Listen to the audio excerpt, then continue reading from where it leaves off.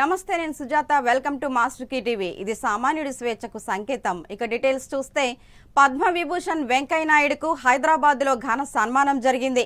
BJP నేతలు కామినేని శ్రీనివాస్, సుజనా చౌదరి ఆధ్వర్యంలో హైదరాబాద్లో ఆత్మీయ అభినందన సభ నిర్వహించారు.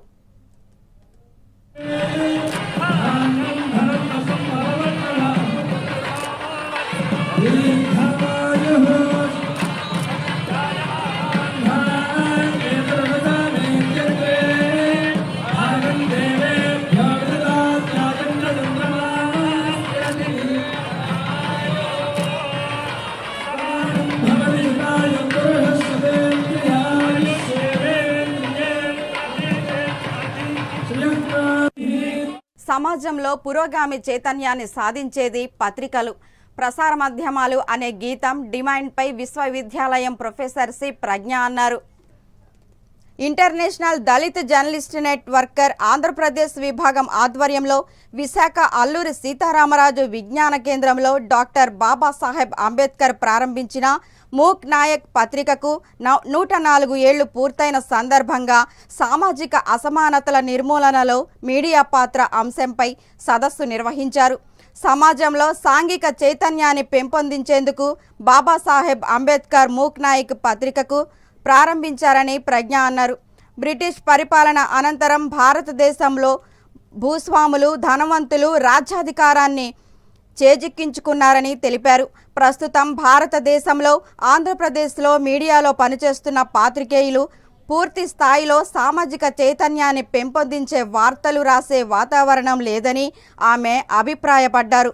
ఇంటర్నేషనల్ దళిత జర్నలిస్ట్ నెట్వర్క్ ఆంధ్రప్రదేశ్ విభాగం అధ్యక్షుడు టి నానాజీ అధ్యక్షత వహించిన కార్యక్రమంలో ద్రావిడ విశ్వవిద్యాలయం విశ్రాంత ఉపకులపతి కెఎఫ్ చలం తదితరులు పాల్గొన్నారు.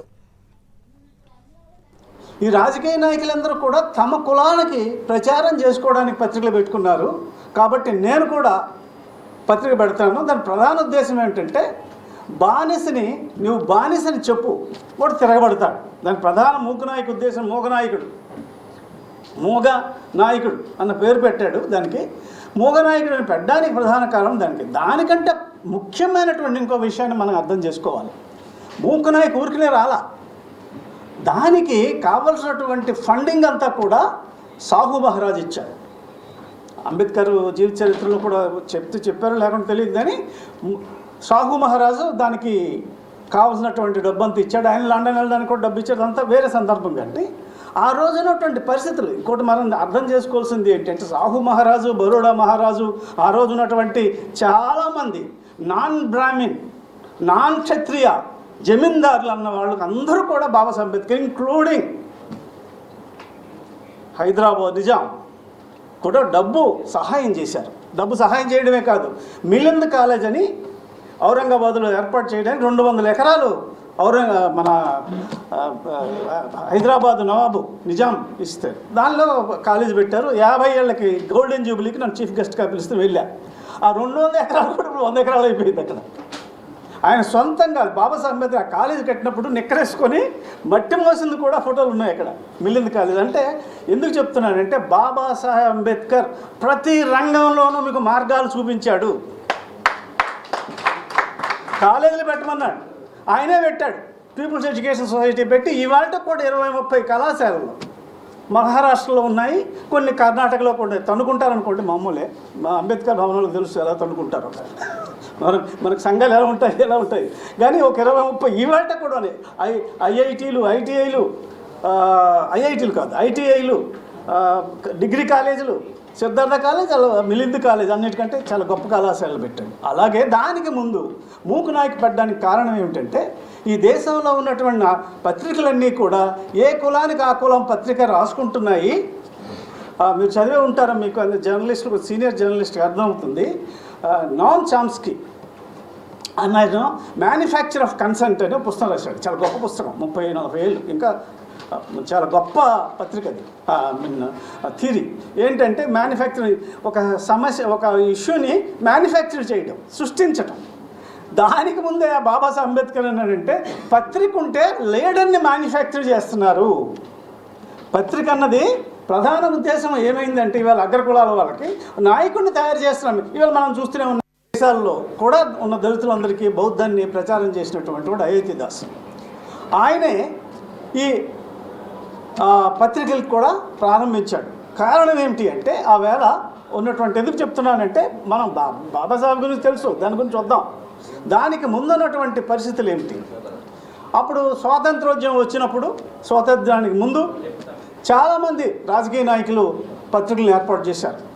అసలు లాలా లజపతి రాయ్ అన్న గురించి మీరు అందరూ చదివే ఉంటారు. లజపతి రాయ్ గారు కూడా స్టార్ట్ చేశారు. లజపతి రాయ్ బాబాసాహెబ్ని అమెరికాలో కలుసుకోవడం కూడా జరిగింది. బాపట్లలో ఆల్ తెలుగు ప్రజా పార్టీ ఆధ్వర్యంలో భారీ ర్యాలీ నిర్వహించారు. పార్టీ జాతీయ అధ్యక్షుడు డాక్టర్ కటికల శివభాగ్యరావు ఆధ్వర్యంలో బాపట్ల క్రిస్టియన్ భవన్ నుంచి ప్రారంభమైన ర్యాలీ పటేల్ నగరంలోని ఆల్ తెలుగు ప్రజా పార్టీ కార్యాలయం వరకు యువకులతో భారీ ర్యాలీ నిర్వహించారు. అనంతరం పార్టీ కార్యాలయం ప్రారంభోత్సవ కార్యక్రమం జరిగింది. అనంతరం శివభాగ్యరావు విలేకరుల సమావేశంలో మాట్లాడుతూ బాపట్ల నియోజకవర్గ అభివృద్ధికి తాను సిద్ధంగా ఉన్నానని, ప్రజాసేవ చేయడానికే రాజకీయాల్లోకి వచ్చానని అన్నారు. బాపట్ల నియోజకవర్గంలోని సూర్యలంక బీచ్ను అభివృద్ధి చేస్తానని హామీ ఇచ్చారు. ప్రజలకు సేవ చేయడానికే అధికార పార్టీకి చెందిన నాయకులు ఏమాత్రం శ్రద్ధ చూపకపోగా వారు ప్రజలకు భారంగా మారారని విమర్శించారు. తాను అలాంటి రాజకీయాలు చేయడానికి రాలేదని, ప్రజల క్షేమమే తన క్షేమమని భావిస్తున్నానని అన్నారు. గత 22 సంవత్సరాల నుంచి పరిచయమైన నేను, సేవా కార్యక్రమంలో ఉన్న నేను ఈ రోజున రాజకీయ పార్టీ తరఫు నుంచి అభ్యర్థిగా పోటీ చేస్తున్నాను. మీ అందరి సహకారం కావాలని కోరుకుంటూ ఈ యొక్క అవకాశం ఇచ్చిన మిత్రులందరికీ, సహోదరులందరికీ కూడా పేరు పేరున జైభీం తెలుపుకున్నాను. జై భీమ్, జై భీమ్, జై భీమ్. Thank you. నేను సిద్ధం. ఈ నియోజకవర్గ అభివృద్ధి చేయడానికి నేను సిద్ధం. ప్రజలకి ఎప్పుడూ అందుబాటులో ఉండడానికి నేను సిద్ధం. ఈ యొక్క నియోజకవర్గంలో ఎన్నో సేవలు చేశాను. సేవల తర్వాత రాజకీయంగా సేవలు అందించడానికి ఈ యొక్క నియోజకవర్గ ప్రజలందరికీ కూడా దగ్గరగా ఉండటానికి నేను సిద్ధం. సో ఈ నియోజకవర్గాన్ని అభివృద్ధి చేస్తాను. ఈ నియోజకవర్గాన్ని అన్ని విధాలుగా అభివృద్ధి పదంలోకి తీసుకెళ్తాను. సో ఈ యొక్క ఏదైతే బీచ్ ఉందో ఈ బీచ్ని అభివృద్ధి చేస్తాము. అదేవిధంగా వర్తకులకు, ఎక్కువగా ఉన్న వర్తకులకు ఏ విధంగా సహకారం అందించాలో ఆ విధంగా అన్ని విధాలుగా కూడా వారికి సహకారం అందిస్తాము. సో మేము సిద్ధం, ఈ పార్టీ సిద్ధం. ప్రజలకి ఒక కొత్త మార్పును తీసుకురావడానికి మేము సిద్ధం. సో అందుకని ఒక్క ఛాన్స్ ఆల్ తెలుగు ప్రజా పార్టీ తరఫున నేను ఈ యొక్క అసెంబ్లీ నియోజకవర్గం నుంచి పోటీ చేస్తున్నాను. ఒక్క ఛాన్స్ ఇవ్వండి. సేవలు ఇప్పుడు దాకా చేశాను. రాజకీయంగా ఇంకా ఎంతో మెరుగైన సేవలు అందిస్తాననేసి మాటిస్తున్నాను. జై హింద్.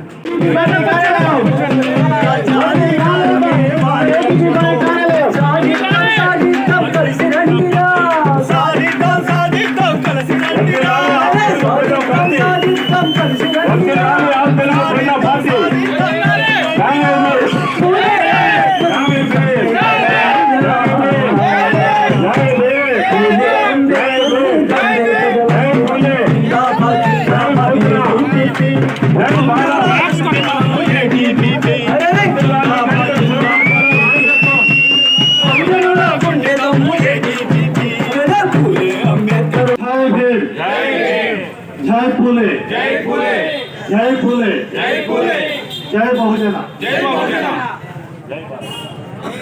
जय भारत, जय भारत. ఈ యొక్క బైక్ ర్యాలీకి ఇచ్చేసిన యువకులందరికీ, అదేవిధంగా నిర్వాహకులందరికీ పేరు పేరున ధన్యవాదాలు చెప్తూ, ఈ పార్టీ సిద్ధంగా ఉంది. ఈ రాష్ట్రంలో ఉన్న ప్రతి ఒక్క పుట్టిన ఆడబిడ్డను లక్షాధికారిగా చూడటానికి సిద్ధంగా ఉంది. అంటే ₹1,00,000 పుట్టిన వెంటనే ప్రతి ఆడబిడ్డ కానీ మగబిడ్డ కానీ ₹1,00,000 ఇవ్వాలనేది ఆశయంగా ఉంది, సిద్ధంగా ఉంది. ఈ పార్టీ భూమి లేని ప్రతి ఒక్క కుటుంబానికి కూడా 3 ఎకరాల భూమి ఇవ్వడానికి సిద్ధంగా ఉంది. 3 ఎకరాలతో పాటు 3 నుంచి 30 గేదెల వరకు కూడా ఇవ్వడానికి సిద్ధంగా ఉంది. ఈ పార్టీ ఈ రాష్ట్రంలో నిరుద్యోగి అనేది ఉండకూడదు, నిరుద్యోగం హఠావో. ప్రతి ఒక్క విద్యార్థి 18 సంవత్సరాలు దాటిన ప్రతి ఒక్క విద్యార్థి అమెరికాలో అన్న ఉద్యోగం చేయాలి, వ్యాపారం అన్నా చేయాలి, వ్యవసాయం అన్నా చేయాలి, లేకపోతే గవర్నమెంట్ ఉద్యోగం అన్నా చేయాలి. ఉద్యోగం వచ్చే వరకు ఎన్ని లక్షలు ఖర్చు అయితే అన్ని లక్షలతోటి వారికి వసతి, కోచింగ్, ట్రైనింగ్, ఎవ్రీథింగ్ వారికి ఇవ్వడం జరుగుతుంది పుస్తకాలతో పాటు. ఆ విధంగా నిరుద్యోగం లేకుండా చేయడానికి ఈ పార్టీ సిద్ధంగా ఉంది. మీరు సిద్ధమా యువకులారా? అదేవిధంగా ఈ రాష్ట్రంలో ఉన్న ప్రతి కుటుంబం అప్పులు పాలవకుండా పాల వడ్డీకే 10 లక్షల రూపాయలు ప్రతి కుటుంబానికి కూడా ఆధార్ కార్డు బేసిస్లోనే 10 లక్షల రూపాయలు కోఆపరేటివ్ బ్యాంకు ద్వారా ఇప్పించడానికి ఈ పార్టీ సిద్ధంగా ఉంది. ఈ యొక్క 10 లక్షల రూపాయలతోటి నాయ బ్రాహ్మణ కమ్యూనిటీ కావచ్చు, వ్యవసాయ కమ్యూనిటీ కావచ్చు, వ్యవసాయ కూలి కమ్యూనిటీ కావచ్చు, ఏ కులమైనా సరే, గౌడ కమ్యూనిటీ కావచ్చు, సెటిబల్జ కమ్యూనిటీ కావచ్చు, ఏ కులమైనా సరే 10 లక్షల రూపాయలతోటి వారు వ్యాపారం చేసుకోవడానికి, వ్యాపారం చేసిన ఉత్పత్తుల్ని గవర్నమెంటే పర్చేజ్ చేసేటట్టుగా ఈ యొక్క పార్టీ సిద్ధంగా ఉంది. కేంద్ర ప్రభుత్వంలో 1,00,000 మంది యువత రోజ్గార్ మేళా ద్వారా భాగస్వామ్యం కావడం శుభ పరిణామమని స్కిల్ డెవలప్మెంట్ విభాగ కేంద్ర మంత్రి రాజీవ్ చంద్రశేఖర్ కొనియాడారు.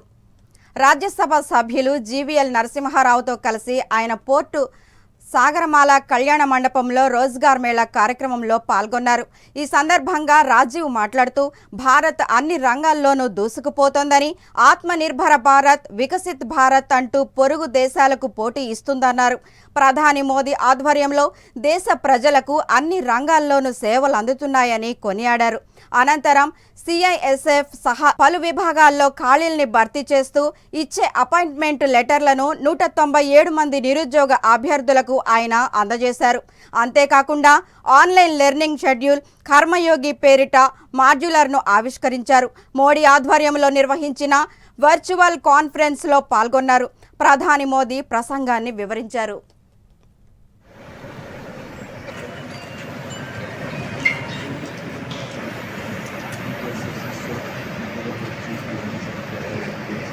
का सिलसिला प्रारंभ किया और उस स्टैग्नेशन को समाप्त करने का प्रयास है. And protectors since the post-independence era.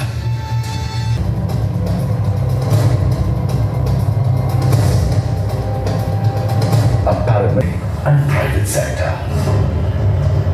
To participate as a chief guest. You know, Prime Minister Narendra Modi welcomed 1 lakh, more than 1 lakh young Indians into government by giving them the offer letters for over 1 lakh young Indians from all over the country in various departments of the government of India.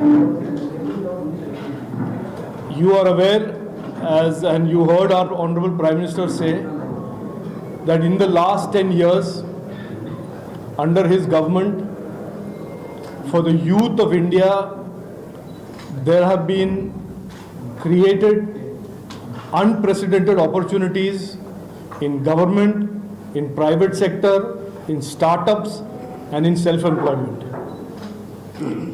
For the youth of India, we are today in the most exciting period in the history of independent India.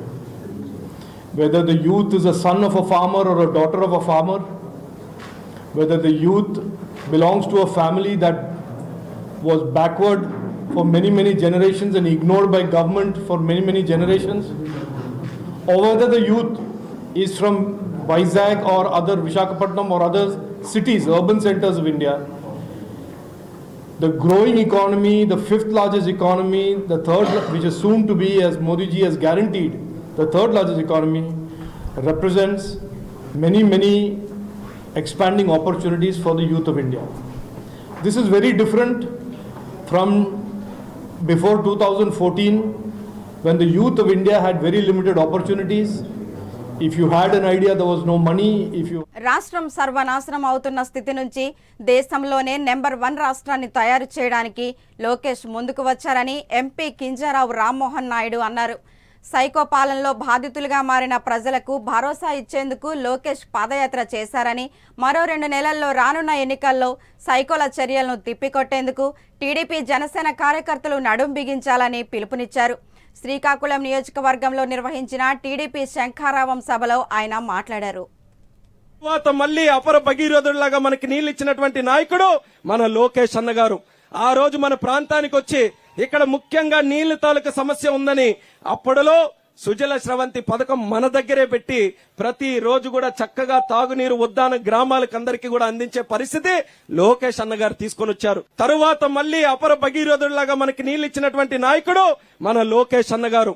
ఆ రోజు మన ప్రాంతానికి వచ్చి జగనన్న పట్టాలు ఇచ్చారు, కానీ మాకు స్థలాలు ఇవ్వమంటే మా పట్టాలు ఆన్లైన్లో తొలగించారని అంబేద్కర్ కోనసీమ జిల్లా అల్లవరం మండలం దేవగుప్త గ్రామస్తులు జిల్లా కలెక్టర్కు ఫిర్యాదు చేశారు. తాము అధికారుల వద్దకు వెళ్లినా తమకు న్యాయం జరగడం లేదని, తహసీల్దార్ ఇచ్చిన పట్టా ఇప్పుడు చెల్లదని చెబుతున్నారని ఆరోపించారు. అయితే తహసీల్దార్ సంతకం ఎందుకు చేశారని లబ్ధిదారులకు ఆగ్రహం వ్యక్తం చేస్తున్నారు.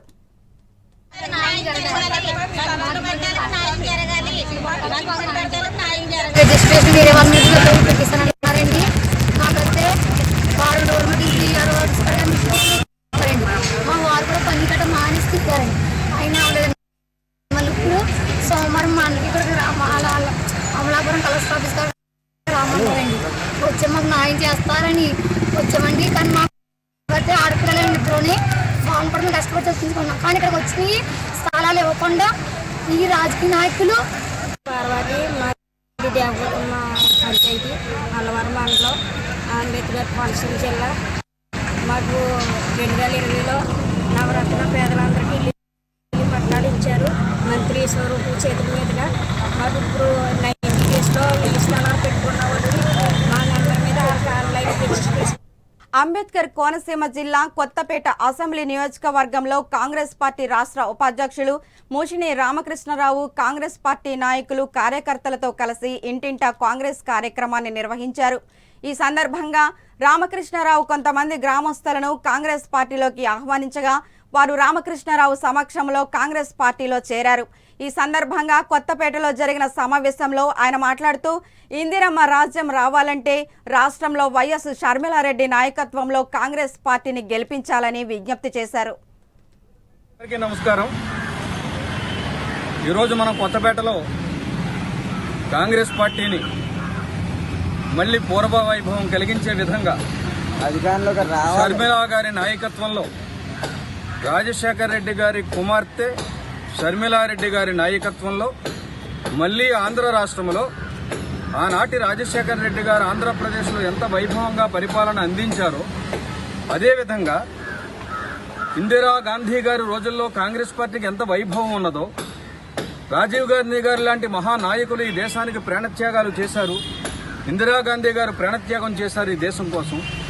వారు ఎంతో అద్భుతమైనటువంటి పరిపాలన భారతదేశానికి అందించారు. అటువంటి మహానాయకుల అడుగుజాడల్లో నడుస్తూ మహాత్మా గాంధీ, డాక్టర్ బాబాసాహెబ్ అంబేద్కర్ లాంటి మహనీయుల అడుగుజాడల్లో నడుస్తున్నటువంటి కాంగ్రెస్ పార్టీకి మనందరం కూడా వారసులుగా కాంగ్రెస్ పార్టీలో వీళ్ళు పనిచేస్తూ ఉన్నాం. మరి కొత్తపేటలో నేను 2019లోనే అసెంబ్లీలో వెళ్ళడానికి ఎమ్మెల్యేగా ఇక్కడ నుంచి పోటీ చేయడం జరిగింది. సరే, ఇప్పుడు కూడా మళ్ళీ తప్పకుండా అధిష్టానం నన్ను ముందుకు పంపిస్తే తప్పకుండా మీ ముందుకు వచ్చి కాంగ్రెస్ పార్టీ నుంచి అసెంబ్లీ అభ్యర్థిగా పోటీ చేయడానికి కూడా నేను సిద్ధంగా ఉన్నాను. దానికి మీ అందరూ స్వాగతిస్తూ ఉన్నారు. గ్రామంలోకి ఏ కాలనీలకు వెళ్ళినా, ఏ గ్రామానికి వెళ్ళినా అందరూ కూడా మళ్ళీ హైదరాబాదులో 3 నెలల కాలంలో కాంగ్రెస్ పార్టీ ఏ విధంగా అధికారంలోకి వచ్చిందో అదే రీతిలో ఆంధ్రప్రదేశ్లో కూడా వచ్చే 2 నెలల కాలంలో ఖచ్చితంగా ఒక అద్భుతమైనటువంటి మార్పు వస్తుంది అని ఒక గట్టి విశ్వాసంతో ప్రజలంతా ఉన్నారు. అంబేద్కర్ కోనసీమ జిల్లా అల్లవరం మండలం గోడి గురుకుల పాఠశాలల్లో రాబోయే పరీక్షలను దృష్టిలో ఉంచుకొని సర్వతమ్మ ముత్యాలు చారిటబుల్ ట్రస్ట్ తరపున ట్రస్ట్ సెక్రటరీ టిఎస్ఎన్ మూర్తి మోటివేషన్ క్లాసులు బోధించారు. అనంతరం 125 మంది ఎస్ఎస్సి విద్యార్థులకు పెన్నులు, పరీక్ష ప్యాడ్లు అందించారు. ఈ సందర్భంగా ఇరువురు ప్రిన్సిపాల్స్ కలిసి టిఎస్ఎన్ మూర్తిని సన్మానించారు.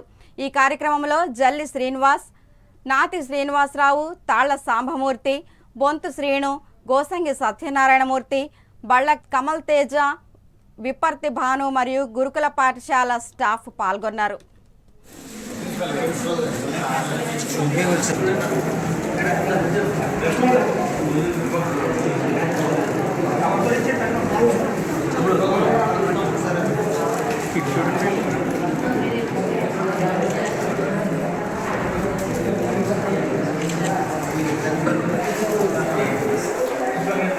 కూర్చో.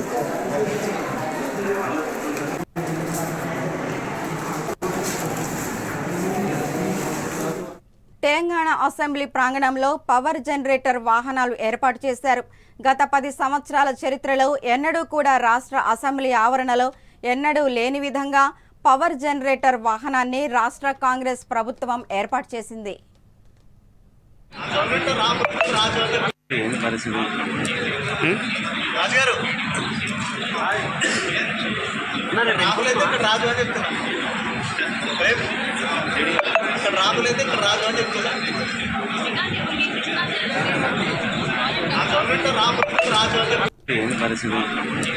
తెలంగాణ రాష్ట్ర ప్రభుత్వం భాషా సాంస్కృతిక శాఖ సౌజన్యంతో కల్చరల్ ఫెస్టివల్ 2024 జరిగింది. హైదరాబాద్లోని రవీంద్ర భారతిలో ఘనంగా ఈ వేడుకలు నిర్వహించారు. ఈ కార్యక్రమంలో కళాకారులను అభినందించి వారికి జ్ఞాపికలను, ప్రశంసా పత్రాలను అందజేశారు. హైదరాబాద్ జిందాబాద్ వారి ఆధ్వర్యంలో ఈ కార్యక్రమాన్ని ఘనంగా నిర్వహించారు.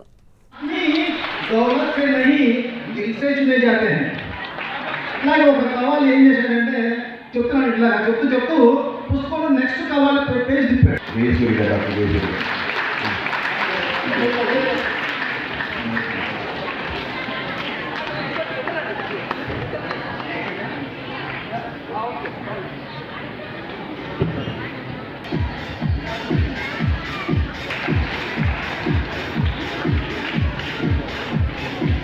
రోడ్డు ప్రమాదాలను నివారించాలని బ్రిగేడియర్ శ్రీరామ్ చెప్పారు.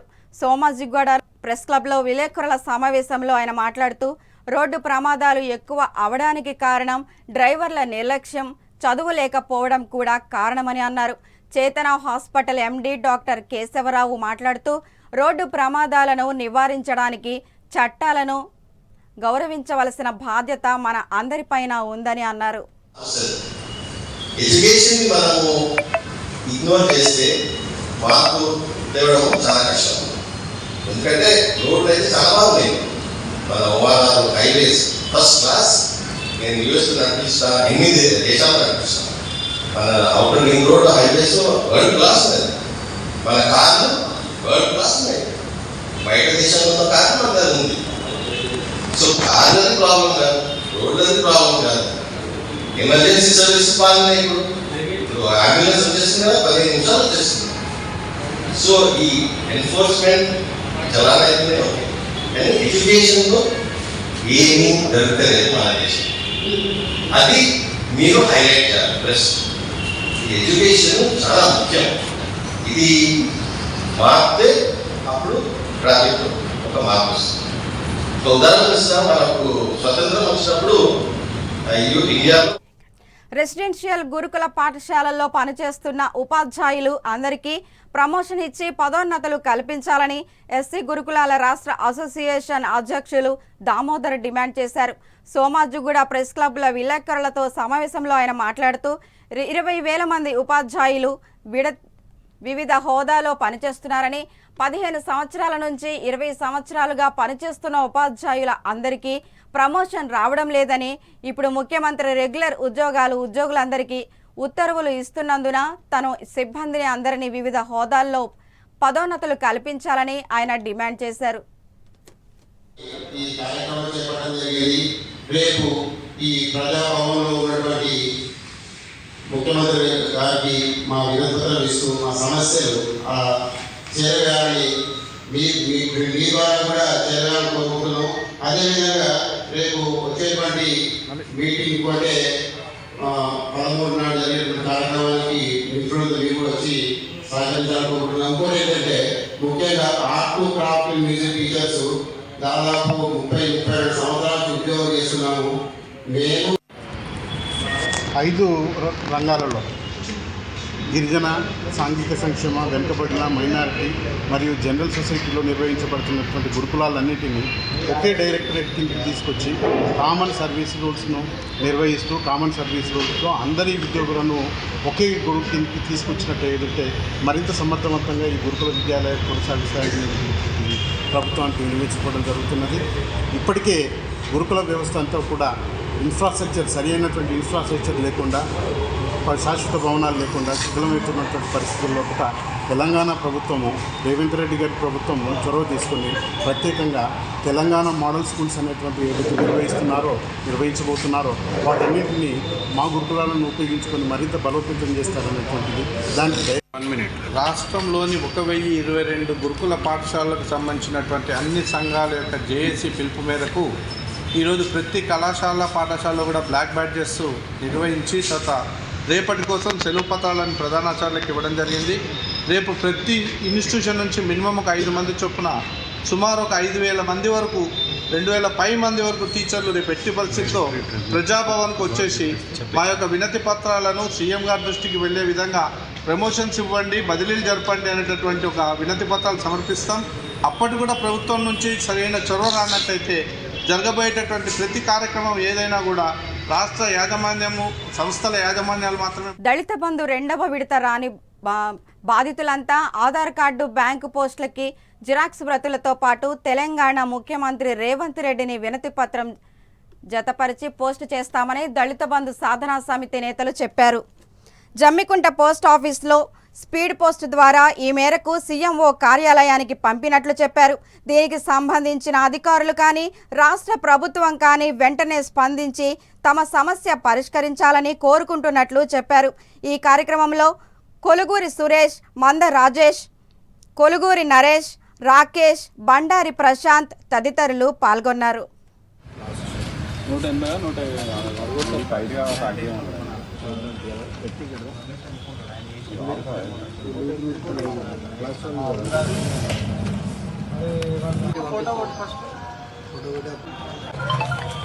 హుజురాబాద్ నియోజకవర్గంలోని 2వ విడత రాని దళిత బంధు లబ్ధిదారులతోటి 9వ తారీఖు అనగా శుక్రవారం రోజు ఒక సమావేశం నిర్వహించడం జరిగింది.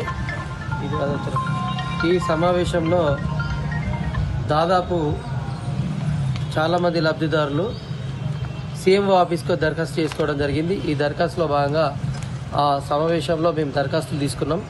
ఆ దరఖాస్తులు దాదాపు 3700 వరకు దరఖాస్తులు వచ్చినాయి మాకు.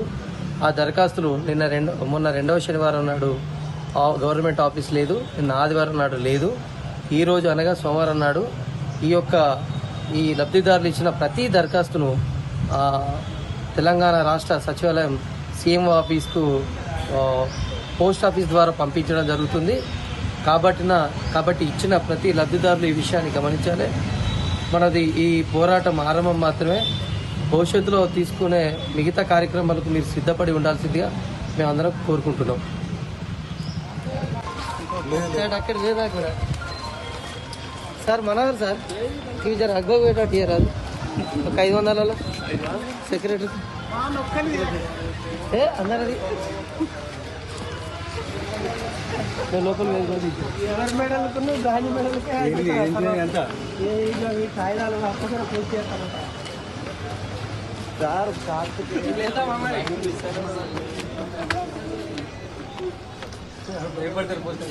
ఇవి బులెటిన్ అప్డేట్స్. మరెన్నో అప్డేట్స్తో మళ్ళీ కలుద్దాం. చూస్తూనే ఉండండి మాస్టర్ కీ టీవీ. ఇది సామాన్యుడి స్వేచ్ఛకు సంకేతం.